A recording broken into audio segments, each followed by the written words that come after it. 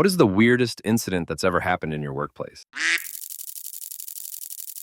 I used to work for the local council as part of the housing benefit team. The job was split between assessing claims and taking phone calls. The woman who sat next to me was hard work. She was in her late 50s and was the sort of person you dread speaking to when you phone into a call center.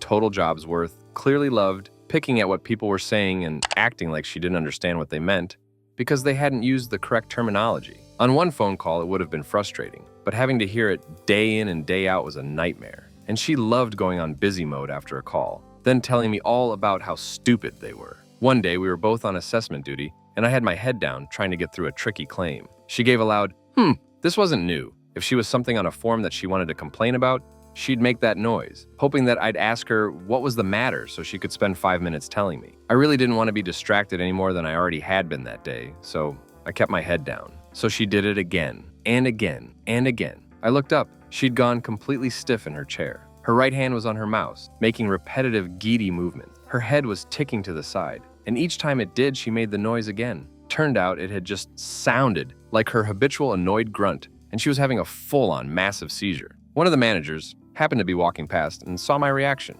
then noticed the same thing I had. What happened next is a bit of a blur, but there happened to have been a motorbike paramedic parked right outside the building, so he was inside within a few minutes. We helped him get her off the chair and onto the floor, then supported her while he checked her over. He tried to get a cannula into her arm, and her blood pressure must have been massively elevated or something because it shot back out and all three of us got spurted with blood. He tried again, got something into her, and she relaxed. He got her to the hospital, and I got sent home to take the rest of the day off. She was back in work the next day as if nothing had happened. It turned out she'd had a change in medication for a long-standing condition. The doctor had told her that she should rest up for a few days because one potential side effect was seizures. But she'd decided that she'd be bored at home, so she'd come to work and hadn't mentioned it to anyone. As soon as the substances were out of her system, she was fine. It turned out that no one had bothered cleaning the blood off my desk, so I spent the first half hour disinfecting everything. I was still finding tiny red speckles weeks later. They'd also not tried cleaning the carpet, but had lifted up the tiles that had been hit. When I left the job about 6 months later, there was still a rectangle of bare concrete next to my desk, with the carpet edges gaffer taped down.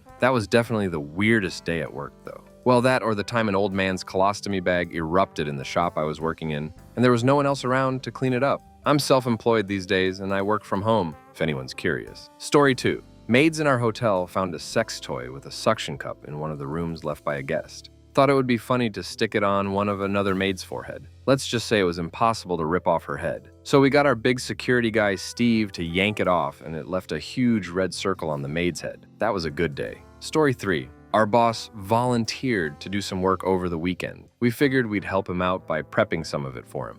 When we came in on the following Monday, the work hadn't been done, and by the end of the week, we were told our boss had been dismissed. He'd organized a gangbang in the secure room. Story 4. Craziest one I have happened in the UK years ago. Working at my hometown's biggest hotel, Christmas ball, busiest night of the year. We were run off our feet and our floor manager in the kitchen was nowhere to be found. People were waiting for food and instruction, so I was ordered by the owner to go find him. The staff had our own staircases, not accessible to guests. I found our manager on the staircase, doing substances of the stairs and chugging a bottle of neat vodka in one hand. He looked at me and told me to go duck myself. So I told the owner, and the owner angrily went to the staircase to see him. We heard 2 minutes of yelling, followed by them both spilling out into the kitchen, beating the crap out of each other. The kitchen staff separated them, and the manager began to walk away. In the great hall where all the guests were sitting, the drunk and high manager, being followed by the yelling owner, reached the top of the grand staircase and promptly fell down the stairs. It was a nasty fall, tumbling and bouncing,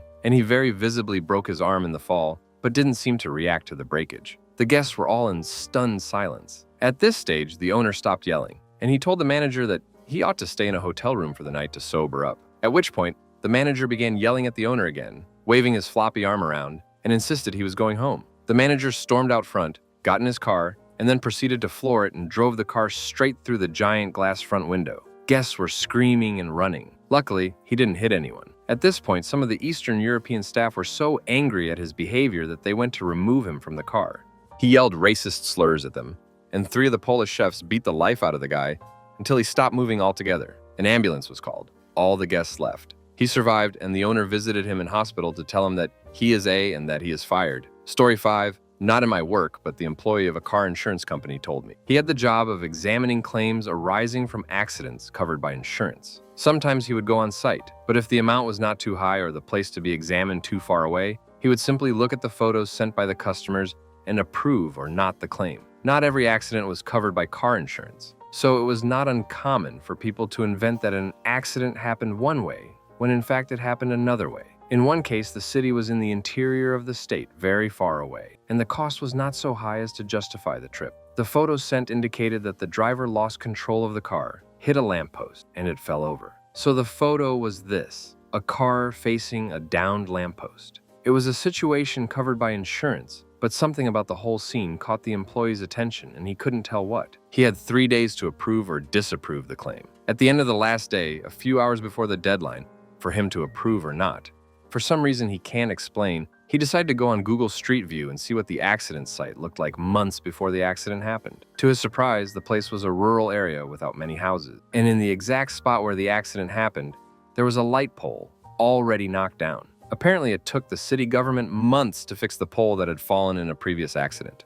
Probably the policyholder was involved in an accident not covered by insurance and decided to park the crashed car in front of the fallen pole several months ago to take the picture and simulate that the accident had happened under those circumstances. The employee called the customer, explained what he had discovered, and told him that he had 24 hours to send in a cancellation request, or he would call the police to report the fraud. The cancellation request arrived in the early hours of the next day. Story 6. Corruption and scandal of the highest order. Who? The director of a $15 million a year turnover construction subcontractor where I used to work. First, he mismanaged the company until it wasn't making money, possibly though sheer incompetence. As a result, he accumulated large amounts of debt with suppliers and subcontractors which he could not pay. Secondly, he accepted $2.1 million in investment from a Chinese investment consortium for advanced payment on a project they had involved him in and wanted him to deliver. Rather than paying the debt owed to suppliers and subcontractors, the vast majority of this investment ended up being moved into an unrelated offshore account, somehow going missing from the books. Thirdly, he hatched a plan with the owner of a large building contractor to crash the company into administration, so said building contractor could buy up the smoldering remains of the company without any of the debt obligations at a tiny fraction of the actual value in exchange for giving him his old job as director back, only not as an owner. One of the conditions of this was that he would bring his workforce with him. So the day he announced that we were going to be unemployed, he created a WhatsApp group and told everyone to not go looking for jobs because in 3 weeks we would go to Ireland, all expenses paid for training. Then after a week, we would all go back to our old jobs with slightly increased pay, in the same offices with a completely fresh start and blank slate like nothing had ever happened, as well as back payment to the exact date the company went into administration. So basically, he ducked over his clients, his investors, his suppliers, his subcontractors, and his employees. He stole money and then ducked over the UK government. And now he's plodding along like nothing ever happened. How he's not in jail or in a box underground, I do not know. Story 7. In a UK Social Security office, a wedding in the registry office next door that shared the same car park. A very large woman in a white wedding dress went in to get married to a tiny Asian man in a tuxedo. When they came out, a load of police cars suddenly swarmed the car park, arrested the Asian guy, and left the woman there, sobbing. In an Australian didgeridoo shop, a really drunk guy came in with his mates, picked one of the most expensive didgeridoos, and started playing such amazing tunes that he drew a crowd that literally clapped when he finished. Turns out, he was a professional who was in town for a big concert. In an office in Japan, a North Korean woman was showing me photos of her school trips over to Pyongyang when a massive earthquake hit that caused the buildings across the road to sway and bump into each other. Story 8. Okay, so I worked for an electrical retailer that name rhymes with Murray's, had been there ages since I left school. Started in warehouse and moved up to sales. Was one of the few that knew how to connect stuff up. Yep, people didn't bother to learn, just got me to explain things to people. Anyway, this one day, my boss taps me on the shoulder and asks if I can go with him to a customer's house as the delivery service didn't set up someone's new TV, right? No problem. A short, jolly, out of the hellhole. So, get to the customer's house. And he is a nice old man whose wife is in hospital, and the new TV setup was a gift for them both for when she was due out in a few days. Like I said, easy setup with DVD player and his European SAT system. So I get the SAT system all set up, while the boss sits on the sofa chatting to the customer and he says, "Yeah, this satellite system is great. You can get loads on there. Want to see it working?" Which of course, being polite, he says yes. Cue the guy turning it on. We can see the dish moving to connect to the nearest signal. I go back to setting up the DVD player with my face about an inch from the screen and trying to get the cables by touch alone. Then on the screen, what do I see? Yep, you guessed it. Adult film of the hardcore variety. Some chick is being bent over and having her a hole licked about an inch from my face. The old guy doesn't turn the channel over. Oh no, he explains to my boss. My friends get me to record all of this, but don't tell the wife. Guy had no shame. And we had a right laugh once we got back to the store. A few days later, he tried to claim a refund because the delivery drivers never set up his system. Story 9. A guy absconded from a mental institution in or near Bradford, took a 2-hour train journey across the counties, before walking 3 hours across the moors in a t-shirt, New Year's Eve 1 degrees C, before proceeding to bang on the window of the armed guards, begging us to shut the military facility down where we were working because it was attracting alien. And if we didn't, they would wipe out 56% of the population. Safe to say he was arrested. To this day, he writes to the commanding officer predicting the future, and he writes back with unclassified updates. Story 10. Loads of weird crap. Worked at a pub once, and one of the barmen was eating chips and leftovers out of the bins. Bizarre given. We all got a free meal each night, a substantial one too. And the weirdest one, well, there was several in food retail. I used to work in Aldi, and a customer came and grabbed me saying, "There's a huge bite out of a pear." I went to check and yep, there was a bite with noticeable teeth marks in the pear. As I approached the box to inspect it, I noticed the pears are slightly off-center, something I wouldn't do as I used to be crazily particular about the fruit displays. I grab another one and what do you know? Also got a cartoonish bite mark out of it. I start to spin all the pears in the box like a display tray where they all sit in their own little groove, and every single ducking pear has a bite out of it. I take them and record the incident and check the CCTV. An old man, maybe 75, 80, had been walking in the aisle whilst I put the pears out. The moment I left, clear as day, over he goes and starts to pick up and take a bite out of each one before placing them back to disguise his crime. Must have been at them a good 10 minutes. Worse than that is to come. I follow him around the store on the CCTV and saw him, manipulating himself in the freezer section sometime after the pear incident. Trousers down just above his knees, coat splayed, the whole shebang. By the time myself and the manager went to look for him to ensure he wasn't traumatizing other customers, he'd gone. We never saw him in the shop again and had no reports of similar behavior or incidents even though we put it out to the other local shops and the police. Story 11. I used to work in a reasonably upmarket bar and nightclub in Newcastle whilst I was at university. This is around 2005, 2007. I had numerous different bars and rooms, and towards the end of the night, the smaller bars would gradually shut as people moved out and into the main dance floor bits. Late one evening, I'm in a closed bar just clearing away. 2 guys come in, must have snuck past the curtain, and starting shouting about getting a drink, asking for shots, champagne, etc. I say, "Sorry, I'd love to give you a drink, but I can't. Till has been taken, etc." One of the guys keeps going saying, "Hey, come on, we won today." Continued to refuse, as I physically can't take the payment. The guy's face then completely changes. He gets angry and shouts, "Do you know who I am? Do you know who I am?" There's a pause. He points to his mate and says, "That's name withheld, unfortunately." I look at him and it turns out he, the friend, was a very well-known Premier League footballer for Newcastle. The footballer then says, "Right, I'll serve myself," and then dives over the bar to try and grab the bottles set up beneath the bar top. I'm pretty annoyed at this point, so I grab his neck and throw him backwards back over the bar as he's leaning over, which at the time was the most satisfying thing ever. Then immediately a load of bouncers turns up and cart them out as they're screaming and swearing at me. I just waved back. It helped that I absolutely detest Newcastle United. Story 12. Potage was a pretty big event. Around 7 years ago, my company was much smaller than it is now, and we had an office that had only a single men's and single women's loo. One afternoon, word got round that there was a blockage in the men's loo. It wasn't the first time, and it normally sorted itself out with a few flushes. As I needed the loo, I went down to check if it was still there, and what I saw was hard to believe. The biggest turd I've ever seen was in the toilet bowl, sitting a clear 3-4 inches proud of the water. It was like a leg of lamb. No amount of flushing would even make a dent in it. As the rumors of the megaturd grew, even some female members of staff came to take a look, and I think multiple photos were taken. Unfortunately, as we were a small company, we didn't have any in-house cleaners, and understandably, everyone immediately said that megapoo removal was not in their job description. As the boss, it fell to me to resolve it. I decided that I needed to chop it up into smaller bits if I was to have a chance of shifting it. So I grabbed a pair of chopsticks from the kitchen, wrapped my jumper around my face, and began hacking at it. After doing this for about 5 minutes, combined with multiple flushes,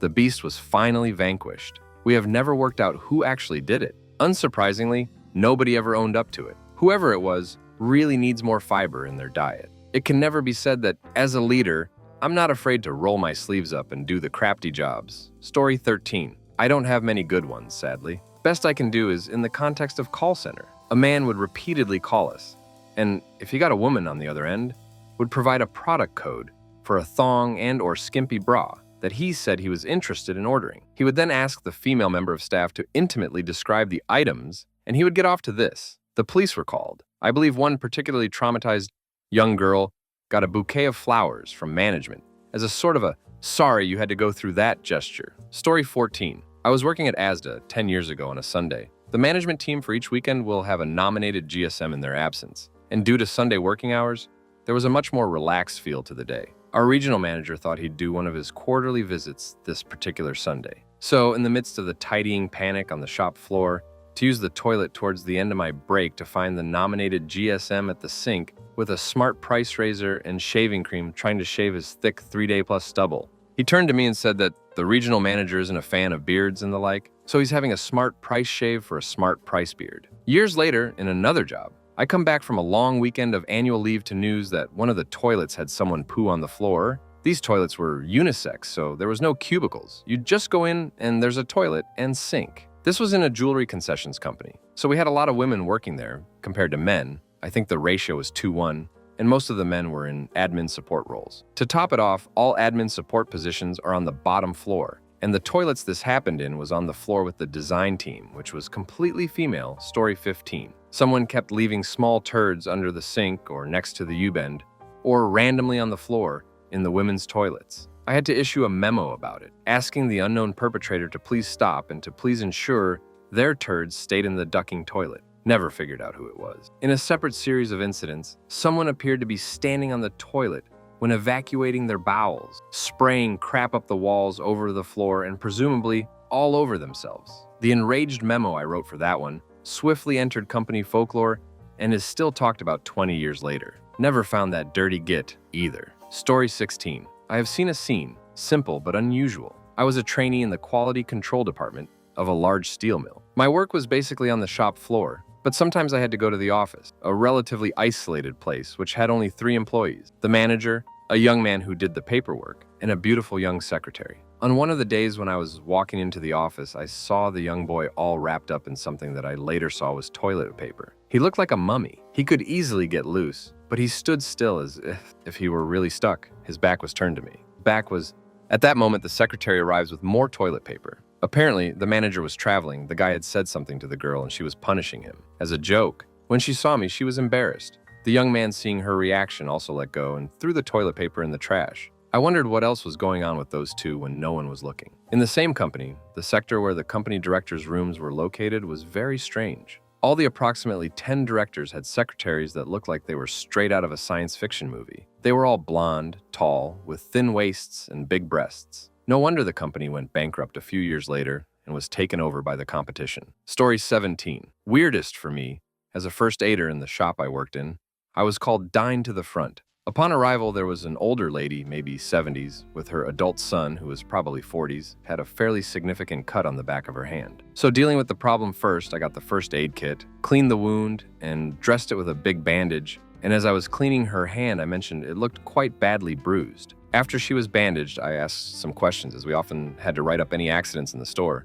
I asked where in the store she had hurt herself. She said, "Oh, it wasn't in the store. I was out for a walk." I followed up with, "Where were you walking? Did you have a fall somewhere?" And this is the weird bit. She told me she had been walking in a field nearby and tried to feed some pigs, one of which bit her hand, leaving a massive gouge out of her skin. And then she walked 15 minutes with a heavily bleeding hand to a supermarket for first aid, as she didn't want to waste time in the hospital. She must have passed several other shops on the way to the one I worked in. But to this day, it's the weirdest first aid I've ever dealt with. Story 18. I work in a warehouse with over 100 people where we extrude aluminum profiles. We use an external company to handle shipping, deliveries, etc. One morning, still half asleep, I walked into the factory and my nostrils were instantly filled with the smell of fecal matter. As I followed the walkway to the clock and machine, the stench grew stronger, and to my horror, I noticed smeared crap in the floor, forming a sort of trail towards the clock and machine. I followed the walkway and the path of poo to the clock and machine, which happens to be next to the toilet block.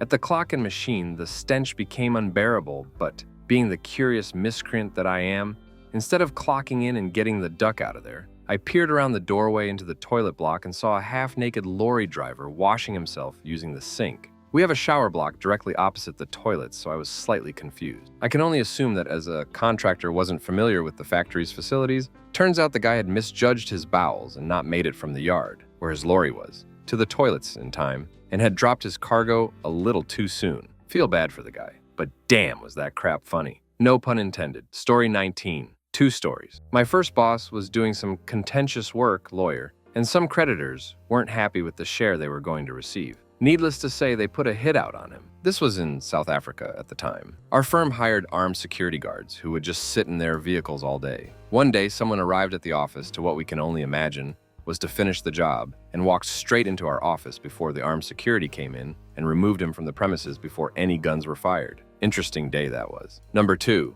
my other boss had a meeting with someone who then wanted to book another meeting. He wanted to book the appointment in person. Strange one, but to book an appointment, you had to do it over the phone and not in person. The client wasn't happy with this and was demanding to place an appointment in person. Eventually, my boss came out to deal with it and told the client to leave the premises and call his receptionist to place an appointment. He kept refusing and eventually turned into a full-on boxing match. The client had his brother or some other guy with him who ended up breaking the fight up. But yeah, complete madness when I think back to it now. Story 20. My old workplace was based in quite a small village and employed quite a few local people, including this grown man who lived down the road at his parents' house. He attempted to sleep with all but one of the women that worked there in the sleaziest ways possible. He called me at 2 a.m. to say he was stranded in town and needed a place to stay. I repeatedly told him no, saying I didn't want him in my room, living room/house, and he kept making up excuses saying he didn't mind sleeping on the floor or inside my bed with me. We also employed a number of girls as waitresses. He would hit on them in a similar creepy way, but then when they rejected him, he was just being cruel to them, shouting, calling them names, saying they're stupid and slow. We had a 2-week period where we all knew the boss was going to fire him for it, but he didn't, so carried on with his bad behavior as we all watched. The gag was that the boss didn't just fire him. He marched him back to his parents' house and told his mom and dad about him harassing the female employees as he stood there crying. Story 21. Once at work, we were in a boardroom for a big meeting which went on for a few hours. Obviously quite boring with no breaks due to how managers were in it. Anyway, after about 4 hours, we break for lunch. On the way out the room, we notice one of the managers is asleep in his chair and doesn't wake up as everyone leaves. Side note, this manager is in his early 50s, unfit, obese, unkempt, and regularly hungover during the week. After everyone leaves the room, one of the office juniors goes in to pick up mugs and glasses and replenish water jugs. After a few minutes, they come out and I see them going to the main boss and having a private word. They both go back into the room, then straight out and get the first aider, then security. Then the whole office is sent on an extended lunch, 200 plus staff. Turns out that the manager was an alcoholic and had come into work so drunk that he'd passed out during the meeting, pissed himself, then almost choked on his vomit. After the incident, there was more attention brought to people who had issues in the office, and the manager was sent on extended leave to help get his life together. Story 22. One of my work colleagues got caught banging a security guard in the store cupboard. The security guard got sacked almost instantly, but she got to keep her job as she was on her lunch break. 2. On 3 separate occasions within the space of a week, someone took a crap on the changing room floor, in virtually the same place each time. 3. There were mass redundancies, and as a sign of goodwill, the company paid for leaving dose for each of the different staff groups. One of the staff groups decided to have a comedy night in the back room of a pub, where a male stripper was also organized. Story 23, working directory inquiries. I had a customer call in and say, "Give me the number for the Queen, please." Obviously, the Queen didn't have her own personal number listed, so the closest thing I could search for was Buckingham Palace. Found a number for the Royal Household main switchboard and offered that. "Yes, put me straight through, please. It's very urgent. There's a plot to overthrow the government, and I need to warn the Queen." I rattled off the number, put him through, and let them deal with it. I'm quite sure they get all sorts of loopy callers. One more couldn't possibly hurt. Story 24. These are from different jobs. Boss asleep with his head in the open safe. Different boss asking at 0845 if, either me or my colleague, we both arrived early on the same tram, had any substances as he'd slightly overdone the Charlie that morning. Head waiter pulling a gun on another waiter. First customer of the day asking if I wanted to buy a gun. First customer of the next day asking if I wanted to buy a 4-poster bed. When told no, said, "It's in the van outside, look." Whereupon he indicated the shop doors, which he had backed his van right up to, and completely blocked all access into the shop. Story 25 was on a week-long training course with an ex-employer. Second day, a male and female didn't turn up at 9 a.m. for the start. Got told off when slinked in about 9:45. We were staying in a hotel for the week, and they'd booked all the men on one floor and the women on another. I'm male. So going down for breakfast about 7:45 the next day, I see the woman coming out of the man's room, the one who was late with her the previous day, looking a bit sheepish. Anyway, we all go out that night for post-course drinks, and the woman is being super flirty with me, but think it might be in the hope I won't say anything. I wouldn't. It's their business, and we're all adults. Next morning, going down for breakfast, see same woman coming out of the bedroom of another one of the men on the course. Not the one she came out 2 days before. I mean, we were all about mid-20s, so not too shocking, but still. Story 26, anything I can think of is CCTV related. As I'm the sole IT guy and installed our CCTV system, I've often been asked to retrieve CCTV footage. A weird one is 4 guys walking up to our wall, spreading themselves evenly apart, unzipping and peeing in sync. All of them zip up at the same time and walk off together almost like it was choreographed. Another memorable one is a guy who had obviously picked up an escort. For context, it's midnight. However, our CCTV has really good night vision. They get out his car directly under our CCTV camera. She proceeds to bend over his car. He stands behind and starts doing his business. 30 seconds later, an ambulance drives down the road nearby and spooks them both. He finishes when that happens and can be quite clearly heard offering her a lift back to where he picked her up. I'm not sure if that's funny, weird, gross, or a bit of all three. Needless to our general manager found the answer as to how the condom ended up near the entrance of our building. Story 27. I used to work in the oil industry. It was common knowledge that the big boss was pumping one of the lassies in the office. It was all very weird how people were just nonchalant about it. She was getting pay rises and promotions a lot, apparently. A new girl had started and she wasn't the greatest and constantly late and would just not do any work. She worked at my desk as we had these round desks sectioned into 4, and she was across from me. One morning, I arrive a little late and set up. She comes storming out the office, slamming the door, screaming and shouting at the boss, calling him an abuser, amongst other things. He comes storming out his office and grabs her and tells her to pack her crap and leave. And she responds with, "Like you pack you stuff up girls every night." This all then spills out into the office car park, much to the delight of the guys who worked in the ports cabins. I had front row seats and did not know where to look. My line supervisor felt so awkward and burst out laughing. Story 28. I used to manage a charity shop, paid position, working 5 days a week, loved it to bits. I was bad at taking time off because there was no cover, only me. Anyway, I managed to get the cover for a whole week during my first year. I was very lucky to get this, so I made the most of it and went away. Third day of my holiday, and I get a call from a very panicky girl to say that an old lady had mistook our changing room for a toilet and pissed crap everywhere. Lucky I went away. Story 29. I was working in a bank in London, and I like to squirrel away snacks for later, so I had chocolate bars and crisps, etc. in my desk drawer in our open plan office. One day, I opened my desk drawer to grab out a treat when a mouse popped out. I pushed my chair on wheels back from the desk and loudly screamed, which echoed through the office. My boss looked over and with instant reflexes snatched the mouse from the drawer and crushed it in his bare hands. The entire open office witnessed this in shock. Apparently, the office had a mouse problem, and I was not allowed to have snacks in my drawers anymore. Story 30. We were reviewing CCTV footage for something unrelated to this, but at one point, we saw one of the girls who worked behind the bar go out to the beer garden, do a BJ customer, then come back to work like it was nothing. We asked her about it, and she said she wasn't doing that. She was giving him a hug and helping him pull his pants up. I'd maybe be inclined to give her the benefit of the doubt,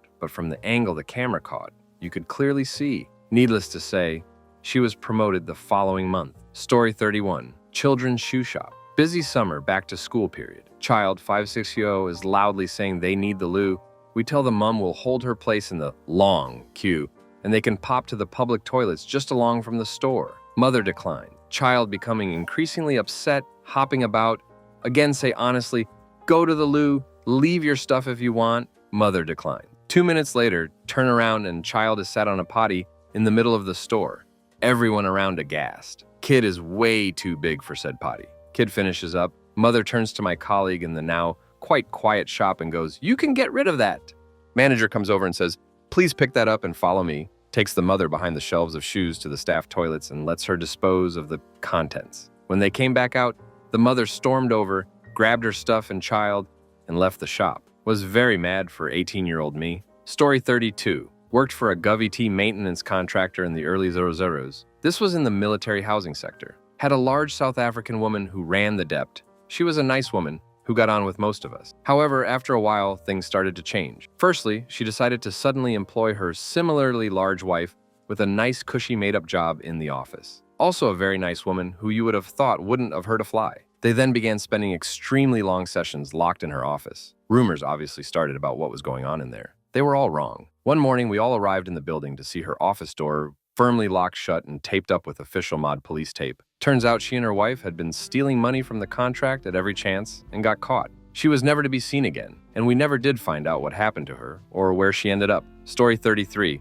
We interviewed a guy over Zoom who had been in a car accident a few days earlier, and his arm was in a sling. I think he was on very strong painkillers, and he started slurring his words and basically falling asleep to the point where 3 times he passed out with his eyes open for 5 minutes each time. At first, I thought he was talking an awkwardly long time to answer, then I thought he was pretending he'd frozen on Zoom, but we could still see him breathing. We offered to stop and reschedule, but he was adamant it was a tech problem. Poor guy. Story 34. I work in a small law firm. The office is one big rectangle with reception only partially separated by a wall, so practically open plan. A man with a Spanish accent wearing a sombrero walked in, and without consulting reception just walked straight past into the corner office behind me. My boss was in this room on the phone at the time, and she had her back to the door. He then walked up the office to the other corner office, which belonged to a senior partner. He was showing him a piece of paper and talking. The partner couldn't quite understand what he was saying, but the man quickly ran out. The partner walked up to my desk and told everyone how the man seemed to be selling window cleaning services. Anyway, a few hours later, he realized his phone was missing. This was a distraction technique, and the man took the partner's mobile and ran. We since have installed better security. Story 35. I worked part-time in a fairly well-known department store when I was at uni. We had a home and furniture range and had a leather sofa and matching chair display pretty much bang opposite the entrance. 2 men turned up in high-vis jackets one afternoon, each picked up an end of the settee and just carried it out of the front door. No one questioned it. We all just assumed they were men from the warehouse, maybe changing the display around. General manager came round about an hour later and promptly went ape crap. It dawned on us soon after that they weren't workmen. They brazenly nicked our top-end settee in broad daylight, and everyone just shrugged with a kind of above our pay grade mentality. They would maybe have gotten away with it had they not returned a few days later to pick up the matching chairs. Story 36. One sticks out to me over and above anything else. I worked in retail throughout my time in college and uni for a large supermarket. I used to cover the odd shift on security manning the CCTV and staff entrance. One Friday night about 9:30 p.m. we spot a bloke pinning what we at the time presumed to be his missus up against one of the windows outside, so the more senior member of staff instructed me to radio it into the local town center policing team, and off he went to try and help. He ran up behind the bloke and dragged him off the woman, pinning him up against the window instead. Cue the abused female partner, then proceeding to lay into the helpful staff member, proclaiming, "Oi, that's my fella." I'd have helped him, but proper help was on the way, and I was in hysterics. Story 37. Working at a Sainsbury's in my teens. The store entrance is off of a dual carriageway. Anyway, car comes speeding off the slip road into the car park with a guy holding onto the bonnet. He slams the brakes. The guy isn't getting off. He then goes back onto the carriageway and the guy falls off and is seriously injured. Later, find out that the car was being stolen and the owner of the car was on the bonnet. Surreal sight. Story 38. The first day of my first ever job, I was working in the office of a big factory. The whole place had been closed for a week for the festive period, and my first day was after this break. I was working in a small office which had all of the different managers in. They then all found out and had to discuss an incident that had just come to light. Before the break, someone in the factory had played a prank on a colleague by defecating into a plastic bag and leaving it in his colleague's locker for the festive break. Another strange thing that I wasn't aware was weird at the time was the company's dismissal process. They had a yellow and red card system for disciplinaries. Safe to say, the culprit got a straight red. Story 39. One of my colleagues pooed themselves while cycling into work, but instead of turning back and going home, went into work, tried to clean himself up, only managed to make the men's room unusable for the rest of the day, and then asked our manager for a spare pair of trousers from the uniform area. Manager said no and told him to go back home and clean himself up. Story 40. Indian heritage girl on my team starts talking about how she's got a new boyfriend, a family friend who is the same age as her. A couple of months later, she tells us that she's pregnant. We're a little bit surprised given the stereotypes of that culture. She seems happy though. She goes off on maternity leave, and then this rumor suddenly starts up. The father is actually a married white guy in his late 30s who works for one of the teams in the same office. Turns out that it's true, despite none of us ever seeing them interact together in any way whatsoever. Might not sound that scandalous, and arguably it's based on some prejudice attitudes from our part, but it's hard to explain how shocked we were. Story 41. I work in a hospital as a nurse. For about 3 months, a man would ring a ward of his choice each night just after 12. From there, he would pleasure and breath heavily down the phone. I recall one night when he called my ward thrice in quick succession, so one of my peers answered and told him to duck off. Just so happened that this time it was the site manager calling. The police were notified about the calls, but as far as I'm aware, they never found said perpetrator. I do recall that a lot of the girls I work with were worried about their own safety when leaving the ward at night for a cigarette or fresh air due to poor lighting in certain areas of the hospital. Story 42. I worked at a petrol station which had a lot of separate car-related businesses around it. Car sales, sunroof fitters, tire sales, mechanics, etc. There was a car wash around the back which wasn't connected with the petrol station, but we would give change for people to use it. Some bloke had drove into the wash and then noticed that he'd left his car aerial up, so opened his door to get out and put it down. The scrubbers ripped his door off. I didn't get to see this, but had to explain we didn't own the car wash, as he angrily demanded some compensation, stood in front of me with soap suds sliding down his spectacles. Story 43. Worked in a very dull office, about 100 people on the floor, mostly men, highly qualified professionals and wealthy. We shared 3 toilets. 1 or 2 of them would often be out of order because we had at least one phantom crafter in the office who would absolutely ducking destroy the bowls on a regular basis. Either they'd drop a massive crap, flush it, and block up the toilet, or they'd leave it with shut splattered everywhere, and the next person along would be confronted by it. Eventually, the head of operations sent an email round saying that the bonus pool is being impacted because the emergency plumbing bills were so large. That's right, someone else's craps took some of my bonus away. Story 44. I would always leave my work heels under my desk and change into my comfortable shoes when I left for the evening. I just left work and realized I'd left my purse on my desk, so I went back inside and found my boss under my desk, sniffing my shoes I'd just taken off. Story 45. Kinda sad but funny. Didn't happen to me personally, but I was on the work site. I used to work on a wiring train. The train spit into its own section doing its own relevant bit. One was the taking down of the old overhead AC wires at night near Nuneaton. A man saw the train lights and decided to pass by jumping off a bridge into the path of the train, hoping to be finished off quick. But that train traveled at walking pace at best and was very stop-start, so he had to sit and wait, lay near the rail with 2 broken ankles for over 30 minutes before the train got to him, by which time he changed his mind and wanted an ambulance. Story 46. We had someone who persistently pooed in a bin that was located right next to a arguably more convenient toilet, or shat and then put it in the bin. The mystery remains open. The cleaners were understandably perturbed by occasionally finding this, changing the bin liner and such, I assume, and reported it. This led to it being mentioned in weekly meetings for 6 months or so. The intriguing thing is that, thankfully, privacy and such means that it's very difficult to investigate and prove such things. There was eventually a swathe of redundancies and the bin poo stopped. I guess they got the right man. Story 47. Worked at a university nightclub. 2 guys aggressively making out on the dance floor were later found naked in one of the bathroom stalls by security. Also, same workplace, working at the Christmas night wearing a singing, moving hat that I bought from home when a drunk student comes up asking if he can have my hat. I said no because I bought it from home and it moves. Cue drunk guy pressing the button on my hat like E.T. saying "et phone home" and having a completely bemused, excited look on his face when my hat started wiggling back and forth. Story 48. I was working in a judicial forum in the old center of Sao Paulo. A hearing was taking place. The parties were presenting their case and witnesses were being heard. Suddenly, someone noticed that in the neighboring building, a woman was sunbathing in a bikini on the 12th floor ledge. A very dangerous situation, but the person didn't seem to care. People went to the window to see the unusual scene more clearly. A debate started as to whether it was really a woman or a transsexual. The body was very well defined and beautiful, so someone came out with a disturbing conclusion. She's a transsexual. She's too beautiful to be a woman. Story 49. Working at a council, we had a bloke come drive his tractor around the offices waving a shotgun and shouting because he did not like a planning application being approved. Story 50. One of my coworkers was chatting to someone in the shop. An old couple came in, the woman came over the counter to talk about her problem. The fella just waited near the door. A few minutes into the conversation, the old fella at the door, with utterly zero reaction, lets out the most astonishing fart I've ever heard, like multiple cracks of thunder simultaneously. My boss could only describe it as a rip snorter. The first guy couldn't leave the shop any faster, And after the old couple had left, another coworker came into the room to find three of us howling with laughter on the floor. Story 51. Watching the vast majority of general staff think corporate-type managers were doing all they can to get them the pay rise and better working condition. But in reality, once they were in their offices, they were just chilling out and gave no ducks. They keep trying to talk to me about how they're working their rises off to get us a better deals and how the union was working hard as well.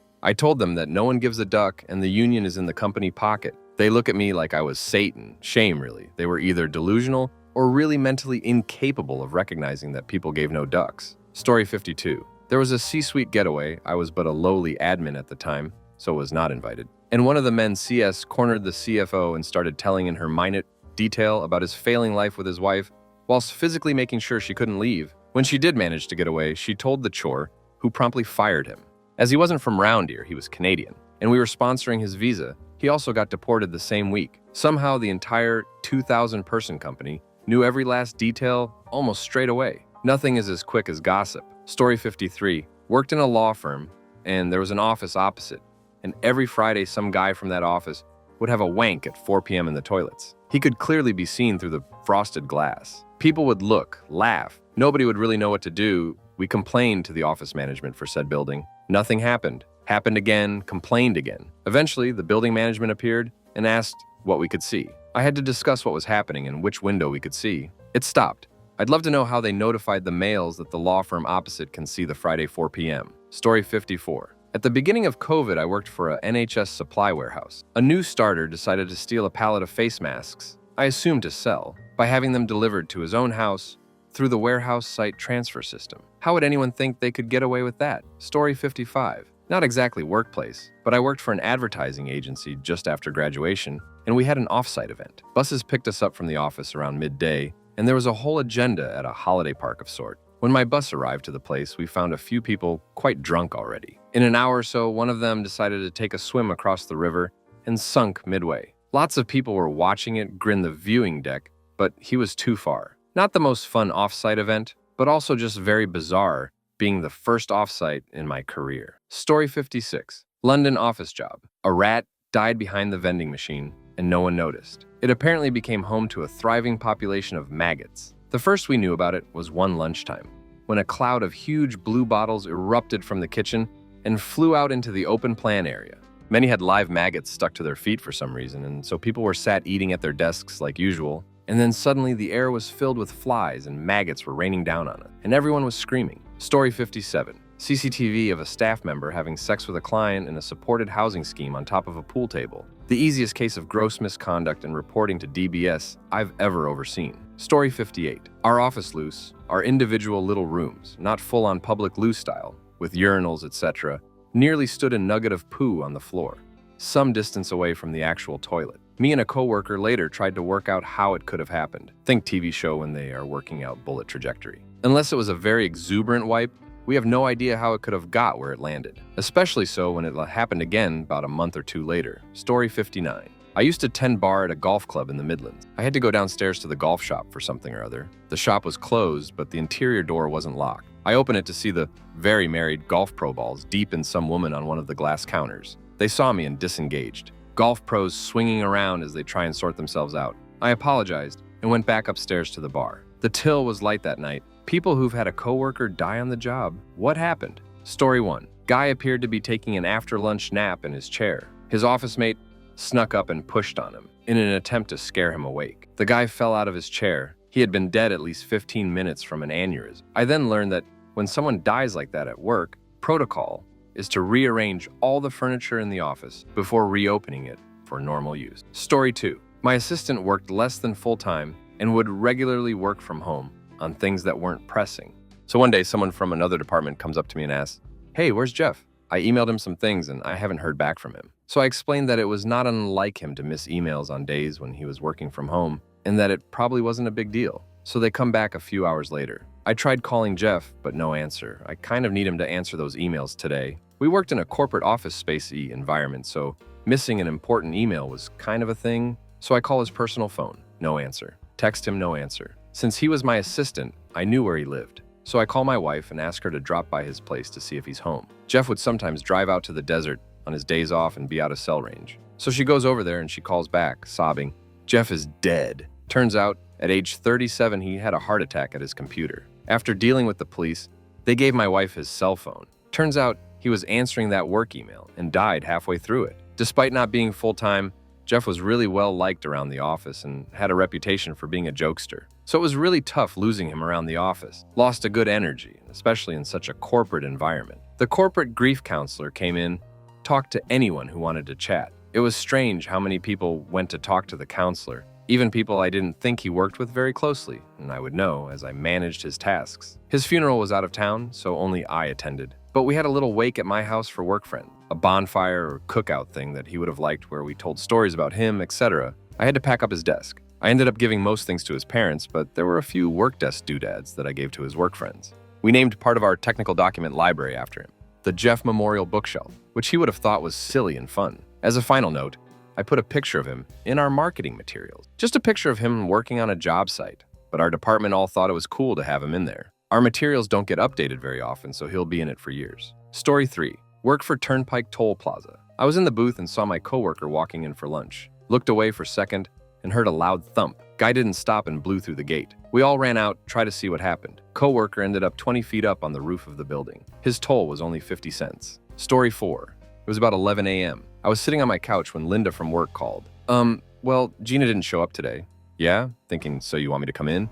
And before you hear it on the news, I wanted to tell you she was murdered. Gina was a pharmacy tech at the clinic I worked at. She was engaged to be married, and our last conversation was about her upcoming honeymoon at Disney. She had been abused and murdered by her addict neighbor. When she didn't show up, the other pharmacy tech, whose husband's brother was Gina's fiancé, called her dad to check on her. She was so excited about her wedding. She was 28. Her father found her on her living room floor. Story 5. Actually was the person I replaced. Got hit by a bus on her way home. Now we literally have a "if I ever get hit by a bus" rule, where basically everyone has to know how to do everyone else's job, in case someone gets hit by a bus. Story 6. I'm a baseball umpire, and I work mostly college at some high school games. An umpire who was working behind home plate was stabbed in the neck by a broken wooden bat and died. Story 7. Worked at a zoo. Happened after I had left for the day, but one of the elephant keepers been killed. We were one of the few zoos that were allowed by the AZA to have free contact with the female elephants. In other words, the keepers could be in the exhibit with them to clean, do training, or whatnot. Anyway, they were walking one of the females back into the barn at the end of the day, one keeper in front and one in behind just like they always do. They think something spooked the elephant, but she rammed her head into the keeper in front, smashing her into one of the metal barricades. She made it to the hospital, but passed away shortly. One of the guys I worked with was still at work when it happened and rushed to the barn when they announced the emergency over the radio. He said he knew she was gone the moment he saw her. Things were rough in the time after that. 2 brothers were in charge of the elephants. One is the curator and the other the lead keeper. They had both worked with elephants for a very long time and were extremely passionate about what they did and spent countless hours in their conservation efforts. They treated those elephants like their family. The brother that was the lead keeper was the other keeper walking behind the elephant. He quit not long after and no longer works with animals. The curator left a couple years later. They said that the elephant knew that she had done something wrong and acted upset for a time afterward. Just a sad story all around. Story 8. Had a guy almost die in one of our giant warehouse freezers at my old job. He slipped and fell while inside. He went in without a buddy on the outside, so it took like 30 minutes for someone to find him, as we do our best to minimize going in and out of the giant freezer's. Story 9. He got backed over by a large wheel dozer used for compaction. He was wearing headphones and didn't hear the backup siren. This was literally on the Friday before Christmas, about an hour before quitting time. Paychecks with bonuses were being handed out. It was pretty brutal. Yes, he was wearing headphones when he shouldn't have, but still. Can't imagine having to tell his family this literally 2 days before Christmas. Story 10. Worked in the lab on a transformer plant. They were working on one while it was tilted and somehow it wasn't fastened properly. Fell on him. They are the size of a box truck. Didn't see for myself, but the guy was mashed in between the fins. Story 11. Dude legit got his head smashed. Worked at an injection molding facility making rubber tie-downs for semi-truck hoods. Well, I was station 9, he was on station 4, so it was around the bend in the 10-machine circle. We all worked on the outside of the circle, but you could see around for the most part if you stood on either side of the machine. The machines were these giant presses that rotated and pressurized the rubber being injected and heated them up super hot. And then you pulled the latches out and put them in cool water. The machines were pretty automated. You only pulled the latches out. The machine took care of the rest. Once you cleaned the molds of the latches, it was time to start the next cycle about 30 seconds or so. and it would rotate, and the next batch was ready to be pulled from the next mold. Well, he had bent down and put his head in to reach the back mold forms, and the machine cycled. It was only my third week working there, and last day, of course. Buddy I started with worked the machine right next to him, and watched the whole thing unfold. I only saw when the alarms went off and people went running over. Crap was crazy bloody. Story 12. I was an aerial news photojournalist. The helicopter for the other station crashed. Pilot and the photage passed. All the stations were up at the time, covering a shooting, including the one I was in. We covered the crash, but didn't know it was them until a few minutes in. All anyone knew at the time was that there was an aircraft down. It was a sad day. This happened in Houston, around 2007. Story 13 was my boss. Anne came into my office and was digging around in a file cabinet. She had been complaining about feeling nauseous, and I jokingly asked if she was pregnant. She was in her 50s, and it was her go-to question to me because I was newly married. She told me to kiss her ass, and then looked at me really funny. She went down like a sack of potatoes. Anne had had a massive heart attack and was dead in 2 minutes. I thought she was messing with me, so it took me a moment to jump up and see about her. I called 911 and tried CPR, but she was gone. They pronounced her in my office. I feel bad. Her kids wanted to know if she said anything, and I didn't have the heart to tell them that Anne's last words were, "Kiss my ass." So I left all of that out. Story 14. We work with needles and blood, and from time to time, someone carelessly s their finger after the blood test procedure. We are supposed to ask the patient after a finger if they have any known disease such as AIDS. Then the patient signs a consent form so we can test for AIDS. It takes 6 months to find out if you've contracted AIDS. My colleague ate her finger and couldn't wait the 6 months. She ended her life in her office. Story 15. The CEO and I arrived early one morning. We walked into the employee locker room and found a long-time and much-liked employee lying on the tile floor dead. He had suffered a major heart attack and just died there alone, and Story 16 does on the way to the job count. Started a new job. On Monday, told this gentleman would be my boss for first half of training. He's on vacation Monday. Met him briefly Tuesday and scheduled a meeting with him for Wednesday. His fiance also worked there, and she stepped in to train me Monday, Tuesday. Wednesday I walk in, everyone is crying, and fiance is being led out by cops. He was hit head-on driving into work. Brain dead, she was going to hospital to say goodbye and pull the plug. Rest of that week was spent pretending to look busy since I wasn't really trained in anything, and the people that knew the job best were either dead or out of office. Story 17. I used to work in a restaurant at a private, luxurious resort. After starting work there, I heard about a dishwasher that died of a heart attack. They just put a tablecloth over him and kept the restaurant open. They called ambulance after closing. Employees were very upset, so they sent everyone an apology letter. Story 18. Oh man, where do I begin? There are 2 people pass in the building where I work, but when it was owned by a different company. One guy was a maintenance guy who climbed inside a large press to do work, but didn't lock out, tag out. So someone came along and fired it up and hit the start button, killed the guy. There have been multiple people who have since said they've seen his ghost here. I've never seen it. The other was also a maintenance guy as well that got electrocuted and passed IIRC. We have people who work here who were here then under that company. They've said when the guy got squished, the area was roped off for police, but everyone kept working. Worst thing I've seen since I've been here is a guy almost losing an arm. Stuck his arm inside a machine like a dumbass and got his arm caught on a spinning part. He lived, but had significant damage to his arm. Story 19. My friend was a gym instructor. I paid her a visit, and while watching her lead a warm-up class, she did the circular neck roll. She did it a few times and then got a little quicker, too quick. She messed something up between her first and second vertebrae, snapped her spinal cord, died 2 weeks later from complication. Story 20. A family member works at an oil refinery. A few years ago, one of his co-workers ended his life. Apparently, he just lost his house and was broke, and he thought by jumping it would be a workplace accident, and his family would receive life insurance benefits.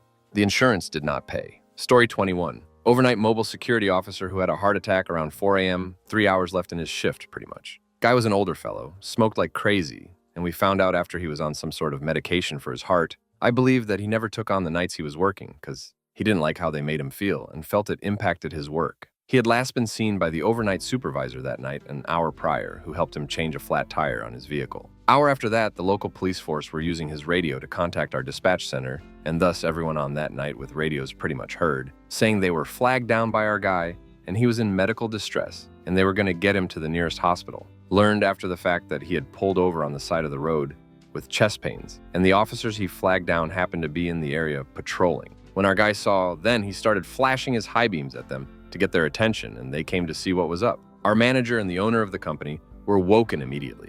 always had to call them when something major happened, and this was definitely one of them. And then dispatch had a hell of a time finding emergency contact info for the poor guy. They had a horrendous system. Because of this incident, they implemented a brand new one within hours. I believe it took a couple hours before they found the info to contact his daughter. I was on day shift, so I came in after most of this happened. Me and the other guy working the day shift were told there was a mandatory meeting that afternoon for everyone. So we did our best to bust our assess, get our daily checks done, and get back in time and hope an alarm call didn't come in.